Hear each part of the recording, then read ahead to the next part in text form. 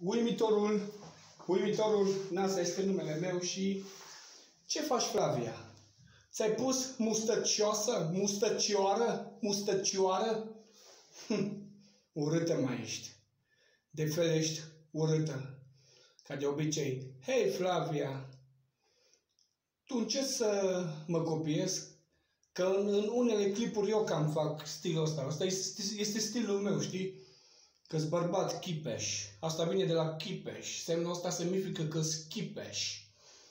Tu, se pare că ești chipeș, ești foarte amuzantă. Și de incompatibilitatea aia în mintea ta, tu ești competent de ceea ce faci. Tu realizezi ceea ce faci. Tu te vezi ceea ce faci tu.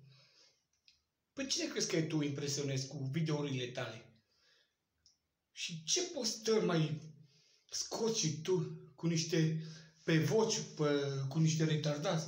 Păi ăia te caracterizează pe tine, mă. Vocile lui oamenii ăia pe care tu îi copiezi, ăia te caracterizează, că știi cu cine te adun col asemeni.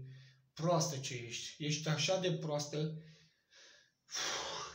De bubuie Parisul. Oameni buni. Uitați-vă și voi la această figură geometrică, această speță din Oradea, Flavia Belcea pe numele ei real.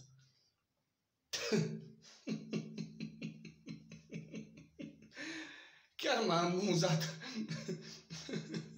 N-am mai râs de mult, dar uitați-vă și voi lume. Doamne. Cine știe să conduce? Cine știe să conduce? El, tata. Care se supără mai mare? Tata. Eu mă supăr. Tu te superi. Ea mă conduce pe mine, eu conduc mașina. Cine se iubește mai mult decât voi dintre doi?